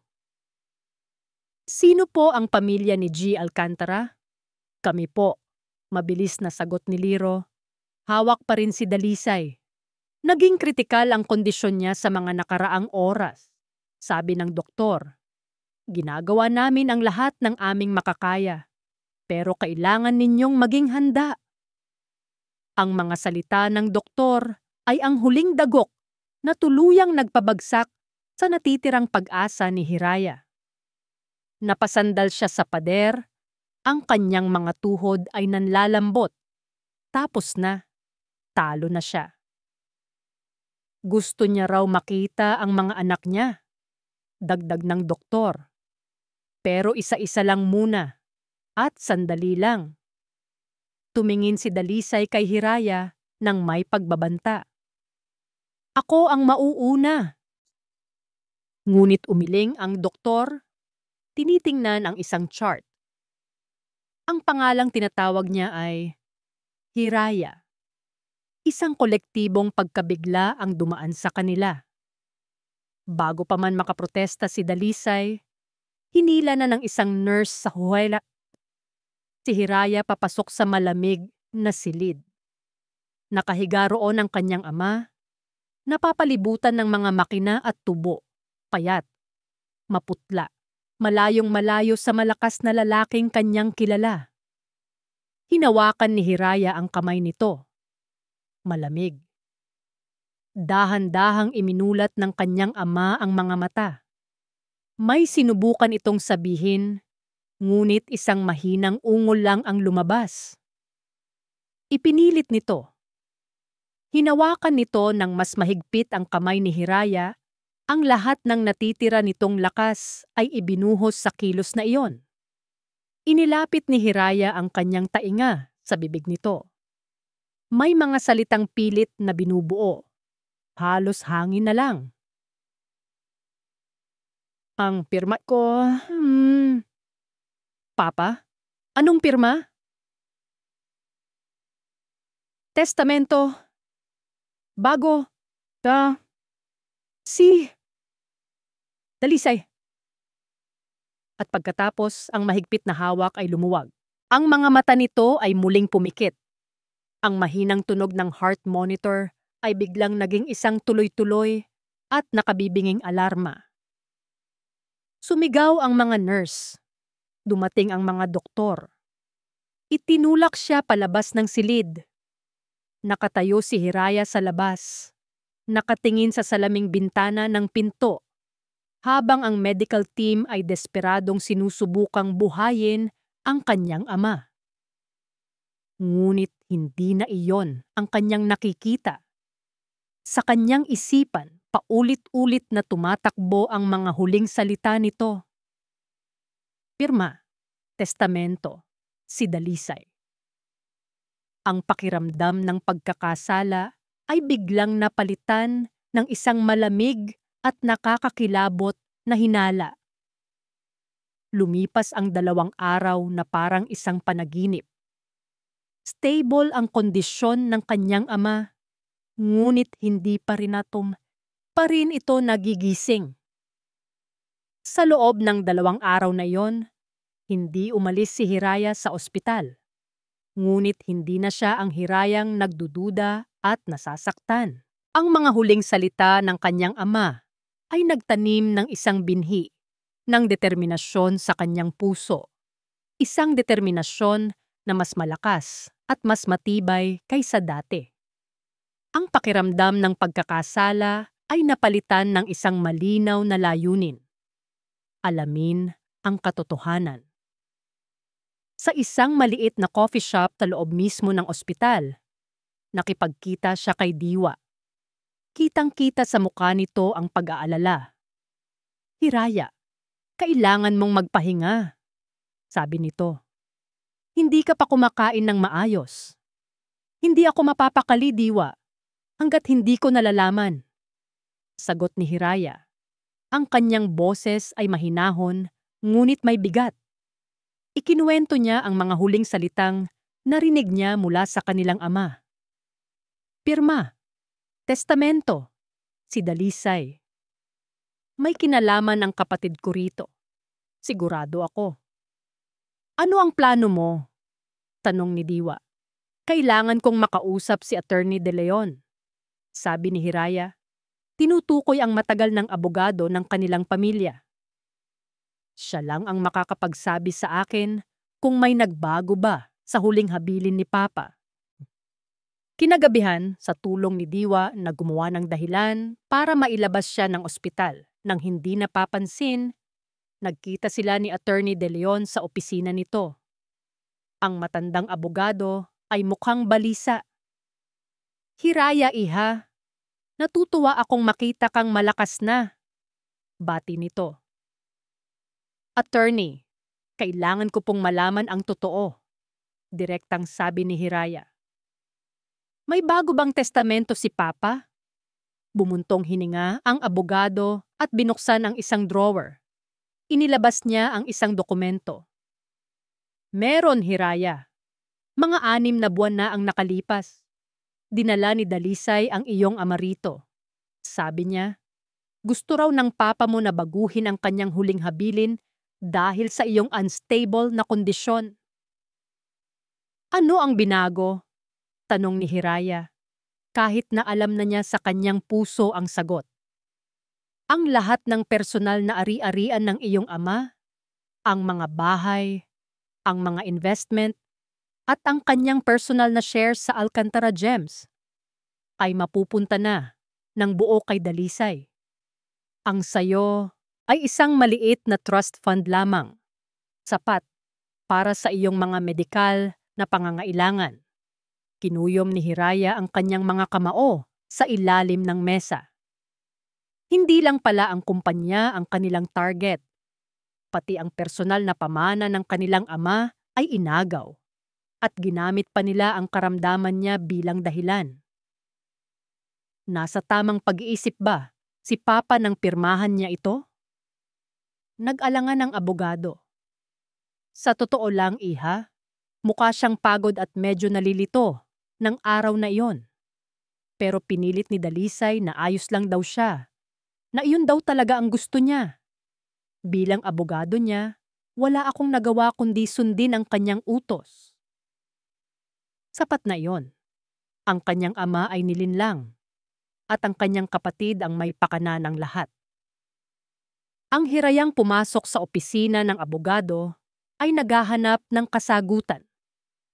Ang Hirayang lumabas ay may hawak ng sandata. Ang pakiramdam na siya ang kontrabida, na siya ang may kasalanan, ay ganap ng naglaho. Pinalitan ito ng isang malinaw at hindi matitinag na galit. Hindi na ito tungkol sa paghihiganti lamang. Ito ay tungkol sa pagbibigay ng hustisya para sa kanyang ama. Pagbalik niya sa kanyang apartment, dumiretso siya sa isang maliit na silid. Binuksan niya ang ilaw. Sa loob ay isang malaking corkboard na puno ng mga litrato, mga diagram, at mga dokumento. Ang kanyang war room. Sa gitna ng board ay ang mga litrato ni Liro at Dalisay. Kumuha siya ng isang pulang marker at binilugan ang kanilang mga mukha. Wala nang atrasan, wala nang pag-aalinlangan. Oras na para tapusin ang laban. Oras na para ilabas ang kanyang huling baraha. Kinabukasan, tumawag siya sa kanyang pinagkakatiwalaang publicist. Carla, kailangan kong magpatawag ng isang press conference. Sa lalong madaling panahon. Tungkol saan, Hera? Tanong ng publicist. Sabihin mo lang na may mahalaga akong anunsyo. Sagot ni Hiraya. Isang anunsyo na babago sa hinaharap ng Alcantara Gems. At ipakikilala ko sa lahat. Ang tunay na tagapagmana. Ang balita ng biglaang press conference ay kumalat na parang apoy. Sa loob ng opisina ng Alcantara Gems, nanonood sina Liro at Dalisay sa isang news channel. Ang kanilang mga mukha ay puno ng pag-aalala. Anong binabalak niya? Nanginginig na tanong ni Dalisay. Huwag kang mag-alala, sabi ni Liro. Sinusubukang magpakatatag, ngunit ang panginginig ng kanyang kamay habang hawak ang baso ng tubig ay hindi maitatago. Wala na siyang alas. Nasa atin na ang lahat. Ano man ang sasabihin niya, kasinungalingan lang iyon. Ngunit sa kabila ng kanyang mga salita, alam ni Liro na ang Hirayang nakita niya sa mga nakaraang buwan ay hindi isang babaeng basta-basta na lang nagsasalita. Palagi itong may nakatagong plano. Dumating ang araw ng press conference. Ang silid ay puno ng mga reporter, mga kamera, at mga nagbubulungang boses. Sa likod ng entablado, huminga ng malalim si Hiraya. Tiningnan niya ang kanyang sarili sa salamin. Ang babaeng nakatingin pabalik ay hindi na biktima. Isa siyang mandirigma. Hinalikan niya ang isang maliit na litrato na nasa loob ng kanyang palad. Ang litrato ng natutulog na sisinag. Para sa'yo ito, anak. Hinawakan ni Diwa ang kanyang kamay. Kaya mo to. Tumango si Hiraya. Alam ko. Humakbang siya palabas. Sinalubong ng walang tigil na flash ng mga kamera. Ang lahat ng ingay ay tila naglaho. Ang tanging nakikita niya ay ang mga lente ng kamera. Ang mga mata ng buong mundo na nakatutok sa kanya. Tumayo siya sa podium. Ang kanyang tindig ay puno ng awtoridad. Hinintay niyang humupa ang ingay. At nang ang buong silid ay nabalot na ng katahimikan, nagsimula siyang magsalita. Ang kanyang boses ay malinaw at matatag, umaaling-awngaw sa bawat sulok. Magandang umaga sa inyong lahat. Marahil ay marami kayong katanungan kung bakit ko kayo ipinatawag ngayon. Huminto siya sandali. Hinayaan ang tensyon na bumalot sa hangin. Ang kwento na alam ninyo tungkol sa akin, tungkol sa pamilya Alcantara, ay isang kasinungalingan. Ngayon, sa harap ninyong lahat ipapakilala ko sa inyo ang katotohanan. Nakatutok ang mga mata ni Liro sa malaking TV screen sa kanyang opisina. Sa kanyang tabi, si Dalisay ay hindi mapakali. Ang mga daliri nito ay pinaglalaruan ang laylayan ng kanyang damit. Ang buong mundo ng negosyo ay nakatutok sa press conference na ito. Bawat salita ni Hiraya ay tila isang bomba na naghihintay na sumabog. Ang kwento na alam ninyo ay isang kasinungalingan, sabi ni Hiraya sa screen. Napalunok si Liro. Ang hangin sa loob ng kanyang marangyang opisina ay biglang naging mabigat at mahirap hingahin.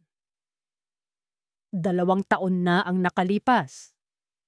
Nagsimula si Hiraya, ang kanyang boses ay matatag, walang bahid ng panginginig.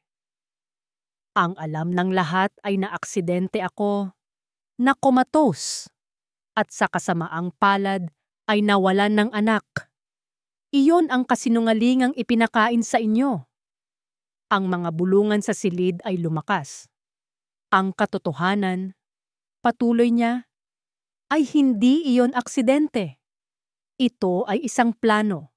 Isang plano na ginawa ng 2 taong pinagkatiwalaan ko ng husto. Ang aking asawang si Liro Del Mar at ang aking kapatid na si Dalisay Alcantara. Isang kolektibong paghinga ng pagkabigla ang maririnig mula sa mga manonood. Ang mga kamera ay mas lalong nagsiksikan palapit sa entablado. Sa gabi ng aming anibersaryo, natuklasan ko ang kanilang relasyon. Ang kanilang plano na agawin ang kumpanyang itinatag ng aking ama. Ang sakit at pagtataksil na idinulot nila ang naglagay sa akin sa bingit ng kamatayan. Sa TV screen, nakita ni Hiraya ang close-up ng kanyang mukha. Walang luha. Tanging isang malamig at matigas na katotohanan. Ngunit ang pinakamalaking kasinungalingan sa lahat, sabi niya, ang kanyang boses ay bahagyang nanginig sa unang pagkakataon, hindi dahil sa kahinaan, kundi dahil sa bigat ng kanyang sasabihin. Ay ang tungkol sa aking anak.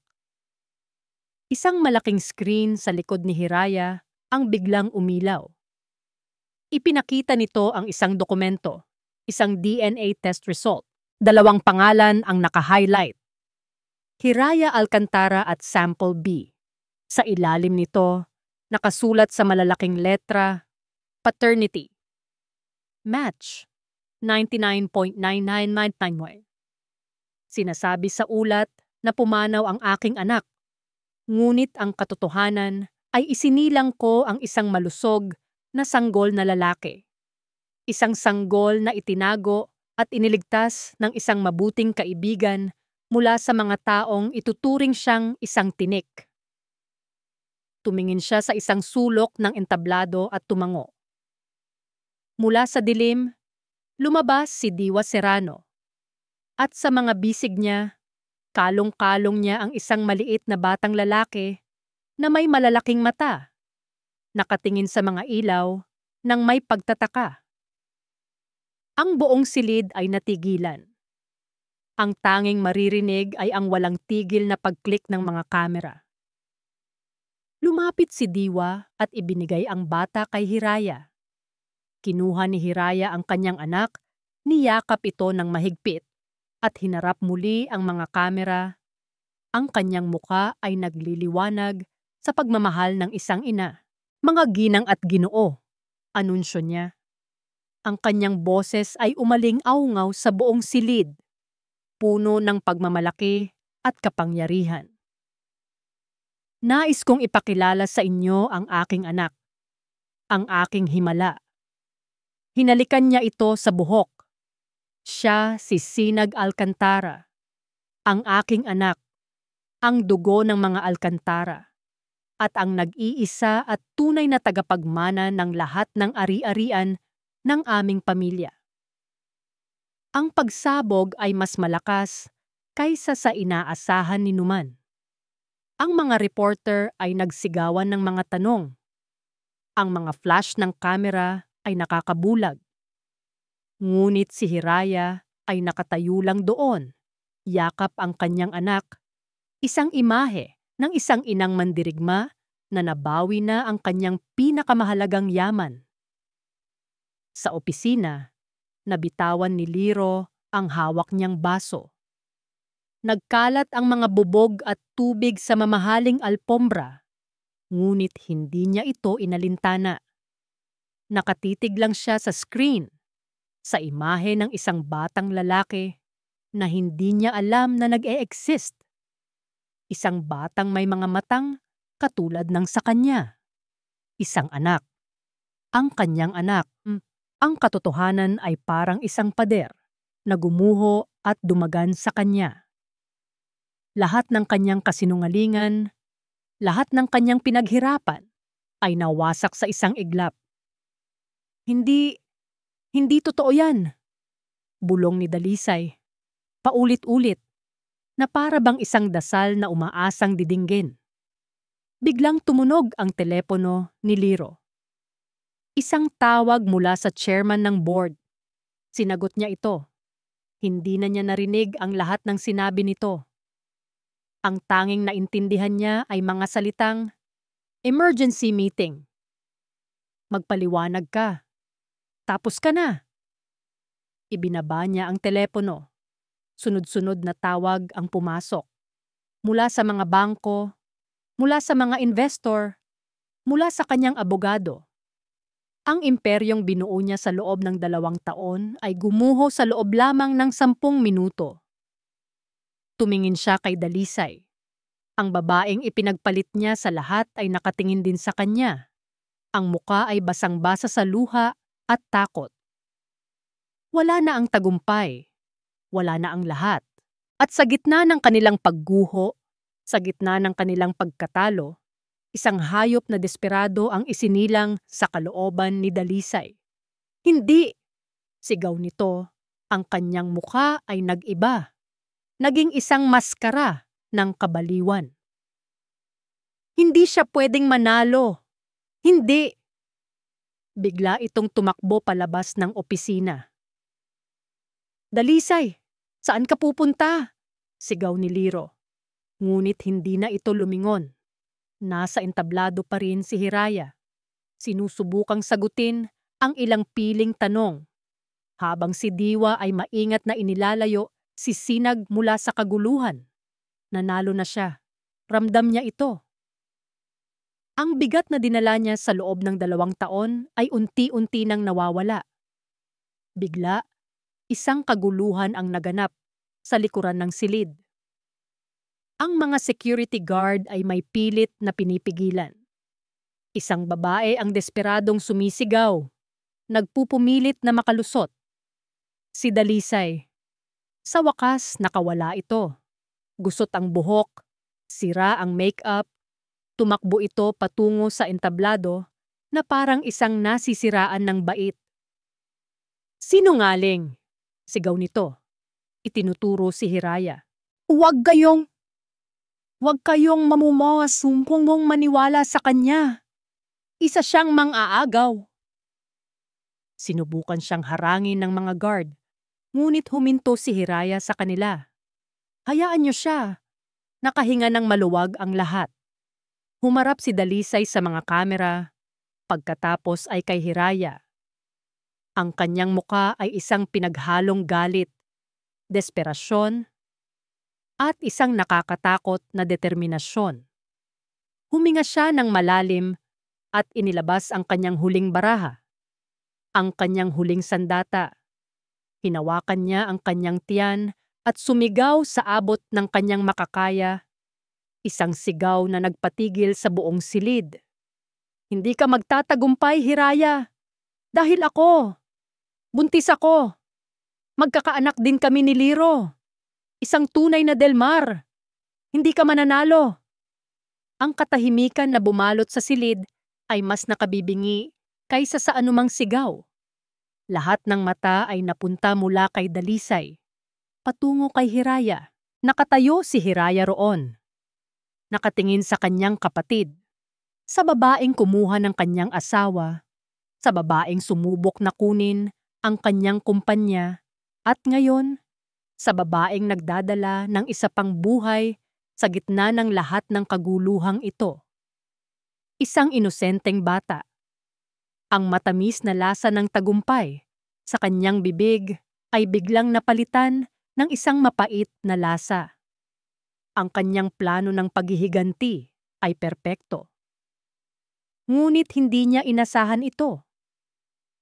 Ang kanyang tingin, na puno ng galit at tagumpay kanina, ay biglang nag-iba. Napuno ito ng pagkalito. Ang kanyang giyera ay hindi pa pala tapos.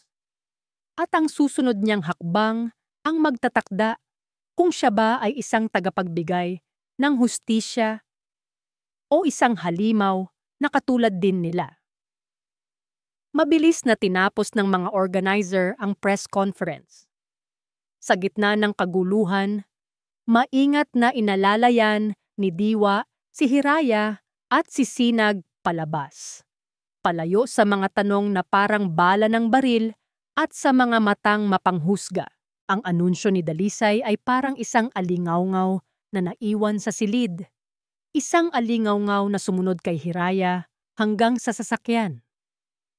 Sa loob ng ilang araw, ang kwento nila ang naging laman ng lahat ng balita. Hindi na ito simpleng corporate scandal. Isa na itong modernong teleserye na inaabangan ng buong bansa. Ngunit para kay Hiraya, ang ingay ng mundo sa labas ay walang kumpara sa ingay sa loob ng kanyang isipan. Nanalo siya. Iyon ang malinaw. Ang board ng Alcantara Gems ay agad na nagpatawag ng emergency meeting at sinuspinde si Liro. Ang mga asset niya ay na-freeze dahil sa mga kasong isinampa ng mga investor. Ang imperyo na binuo nila ni Dalisay ay gumuho na parang kastilyong buhangin. Nasa palad na ni Hiraya ang kapangyarihan para tapusin sila. Isang salita lang niya sa kanyang mga abogado at maaari niyang isampa ang mga kasong sisira sa kanila habang buhay. Isang salita lang. At maaari niyang tiyakin na si Liro ay hindi nakakakita ng liwanag sa labas ng kulungan at si Dalisay ay mawawalan ng lahat, kasama na ang bubong sa kanyang ulunan. Iyon ang plano. Iyon ang dapat na maging matamis na pagtatapos ng kanyang paghihiganti. Ngunit sa tuwing ipipikit niya ang kanyang mga mata, ang nakikita niya ay hindi ang mukha ni Liro at Dalisay. Ang nakikita niya ay ang anino ng isang batang hindi pa sinisisi, isang inosenteng buhay na madamay sa isang laban na hindi nito ginusto. Isang hapon, habang pinagmamasdan niya si Sinag na natutulog sa kuna nito, pumasok si Diwa sa silid. "Nakausap ko ang mga abogado mo," sabi nito sa mahinang boses. "Nakahanda na ang lahat. Hinihintay na lang nila ang hudyat mo." Hindi lumingon si Hiraya. Ang kanyang tingin ay nanatili sa kanyang anak. "Kung itutuloy ko ito, Diwa," tanong niya, "ano ang ipagkakaiba ko sa kanila? Sila, sinubukan nilang kunin ang anak ko, at ako, sisirain ko ang magiging magulang ng isang bata na wala pang kamuwang-muwang." Umupo si Diwa sa tabi niya. "Magkaiba kayo, Hiraya. Ang ginagawa mo ay paghingi ng hustisya. Ang ginawa nila ay puro kasakiman." "Hustisya ba o paghihiganti?" tanong ni Hiraya pabalik. "Saan ba ang linya? Sa simula, malinaw ang lahat. Ngayon, malabo na. Ang galit na nagpalakas sa akin ay parang isang laso na unti-unti na ring pumapatay sa akin." Noon niya naintindihan. Ang paghiganti ay isang kadena. Habang hawak niya ito para saktan sina Liro at Dalisay, nakatali rin siya rito. Hindi siya makakausad. Hindi siya tunay na makakalaya. "May kailangan akong gawin," sabi niya. Tumayo ng may biglaang determinasyon. Kinabukasan, ipinatawag ni Hiraya sina Liro at Dalisay. Hindi sa isang boardroom o sa opisina ng abogado, kundi sa lugar kung saan nagsimula at natapos ang lahat para sa kanya. Ang dating opisina ng kanyang ama sa Alcantara Gems. Pagdating nila, ang dating kumpiyansa ay ganap ng naglaho. Si Liro ay payat, ang mga mata ay lubog, mukhang mas matanda ng 10 taon. Si Dalisay naman ay nakayuko lang. Ang kamay ay nakahawak sa kanyang tiyan, na bahagya ng umuumbok, na para bang iyon ang tanging kumakapit sa kanya sa realidad. Naupo si Hiraya sa silya ng kanyang ama. Sa likod niya ay isang malaking bintana na tanaw ang buong lungsod ng Maharlika. "Bakit mo kami ipinatawag?" Basag ang boses ni Liro. "Para pagtawanan? Para ipamukha sa amin na talo na kami?" Hindi sumagot si Hiraya. Tumingin siya ng diretso kay Dalisay. "Totoo ba?" Nag-angat ng tingin si Dalisay, naguguluhan. "Ang alin?" "Ang bata," simpleng sabi ni Hiraya. Tumango si Dalisay. Ang mga luha ay nagsimula na namang mamuo sa kanyang mga mata. Oo. Huminga ng malalim si Hiraya. Ito na yon. Ang sandali ng kanyang huling desisyon. "Iurong ko ang lahat ng kasong sibil laban sa inyo," sabi niya. Natigilan ang dalawa. Maging si Liro ay napaangat ng tingin. Hindi makapaniwala. "Ang mga kasong kriminal na isinampa ng ibang tao, wala akong kontrol doon," patuloy ni Hiraya. "Pananagutan mo pa rin ang mga fraud na ginawa mo, Liro. Haharapin mo ang batas para doon. Pero ang personal kong paghahabla para sa mga danyos, para sa kumpanya, ititigil ko na." Bakit?" nanginginig na tanong ni Dalisay. Tumingin si Hiraya sa labas ng bintana sa malayong abot tanaw. "Dahil pagod na ako," mahina niyang sabi.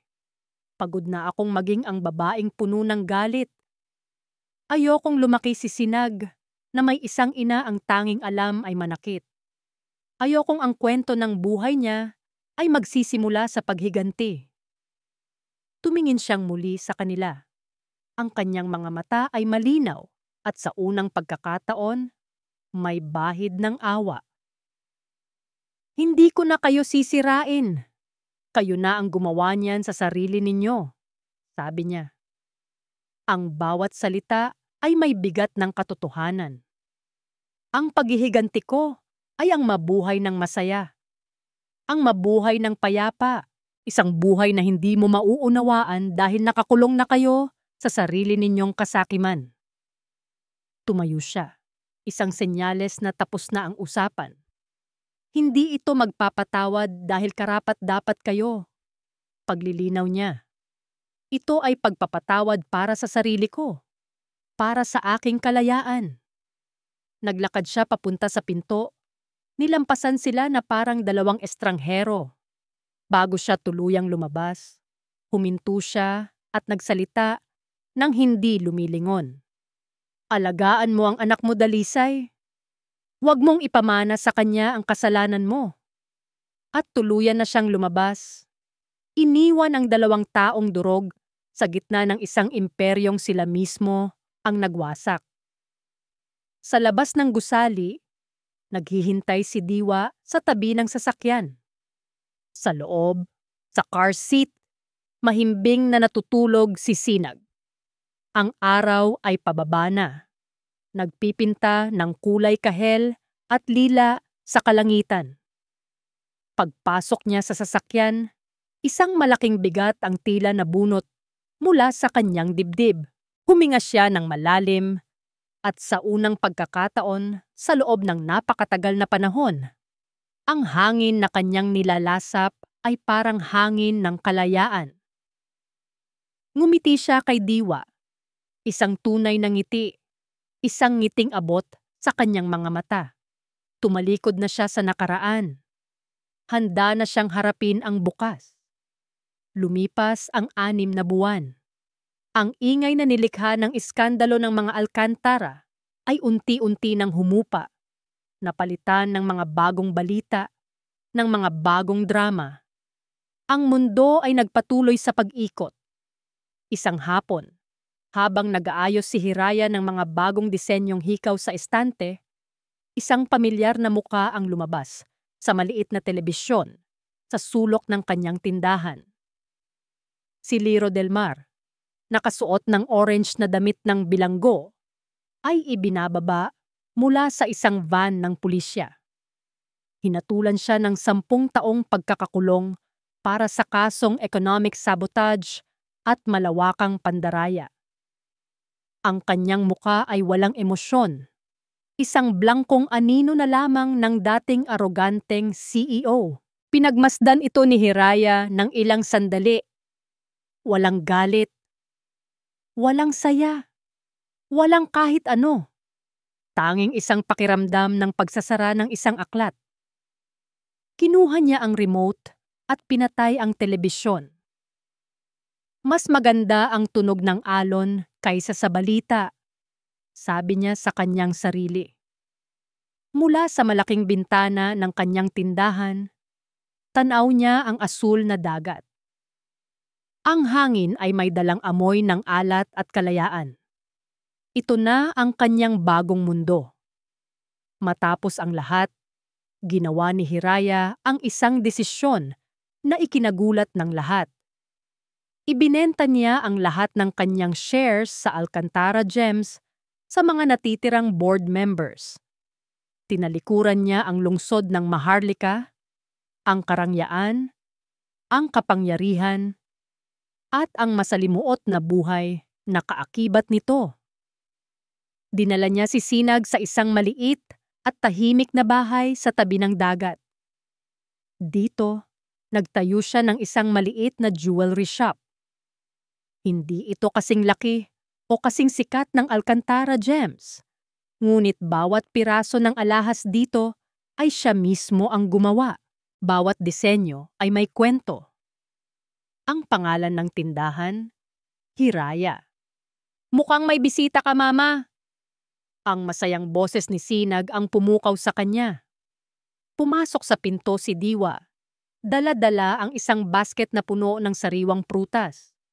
Sa likod niya ay si Sinag, na may hawak na isang maliit na dilaw na timba at pala. "Papa Di!"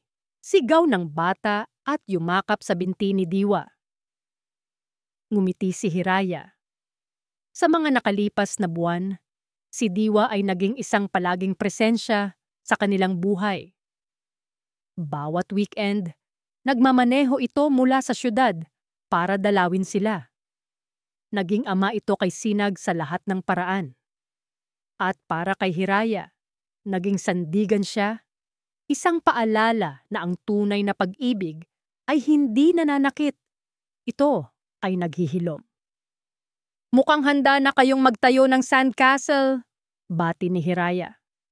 "Opo, at sabi ni Papa Di, gagawa kami ng kastilyo sa buong mundo," masayang sabi ni Sinag.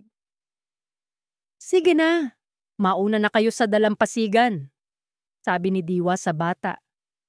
"Isasara ko lang at ni Mama ang tindahan, susunod na kami."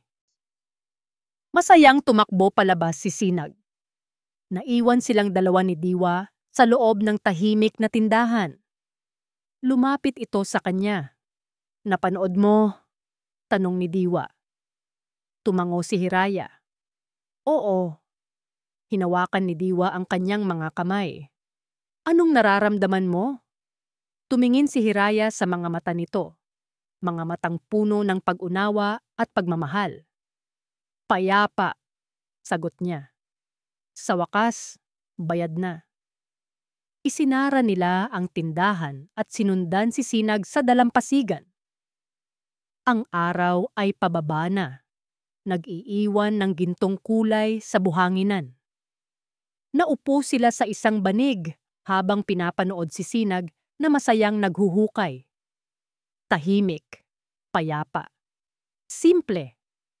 Ito ang buhay na pinangarap niya noon, ngunit sa ibang paraan, kasama ang ibang tao. At ngayon, natagpuan niya ito sa gitna ng mga durog na pangarap ng nakaraan. "Hiraya," nagsalita si Diwa. Inaabot ang isang maliit na kabibe mula sa buhangin. "Naaalala mo ba noong una tayong magkakilala sa kolehiyo? Nag-volunteer tayo sa isang beach cleanup." Ngumiti si Hiraya sa alaala. "Oo naman, sobrang seryoso mo noon. Halos hindi ka namamansin." "Dahil nahihiya ako," pag-amin ni Diwa. "Noon pa man, alam ko nang espesyal ka. Pero sino ba naman ako? Isang simpleng medical student, habang ikaw ang prinsesa ng mga Alcantara." Tumingin ito sa kanya ng diretso. "Maraming taon akong naghintay. Maraming taon akong tumingin mula sa malayo. Siguro panahon na para subukan kong lumapit." Dahan-dahan, kinuha nito ang kanyang kamay. Walang singsing na diamante. Walang magarbong salita. Tanging ang init ng kanyang palad at ang katapatan sa kanyang mga mata. "Hiraya Alcantara, papayag ka bang bigyan ako ng pagkakataong maging bahagi ng bukas ninyo ni Sinag?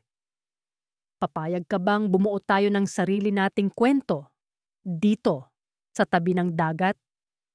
Ang mga luha na namuo sa mata ni Hiraya ay hindi na luha ng sakit o galit. Ito ay luha ng puro kaligayahan. Tumango siya, hindi makapagsalita. Ang sagot niya ay nasa kanyang mga ngiti. Sa di kalayuan, tumakbo palapit si Sinag. Ipinapakita ang isang magandang kabibe na kanyang nakita. Niyakap nila ang bata at silang tatlo ay naging isang larawan ng isang pamilyang muling nabuo. Hindi sa dugo, kundi sa pag-ibig, pagtitiwala, at pangalawang pagkakataon. Habang pinagmamasdan nila ang paglubog ng araw sa abot-tanaw, alam ni Hiraya na hindi na niya kailangang linggunin pa ang nakaraan. Ang pinakamalaking paghihiganti ay hindi ang pagbagsak ng kanyang mga kaaway, kundi ang kanyang sariling pagbangon. Ang pinakamatamis na paghihiganti ay ang mabuhay ng maligaya. At dito nagtatapos ang kwento ni Hiraya. Isang kwento ng pusong nasugatan, ngunit natutong maghilom. Isang patunay na sa kabila ng pinakamatinding pagtataksil, may pag-asa pa ring naghihintay. At ang tunay na kapayapaan ay hindi matatagpuan sa paghihiganti, kundi sa pagpapatawad. Lalo na sa pagpapatawad sa sarili, ang aral ng kwento. Ang pinakamatamis na bukas ay hindi yung walang problema, kundi yung darating ng may tapang, pag-asa, at pag-ibig. Maraming salamat po sa inyong pagsama sa isa na namang paglalakbay ng puso.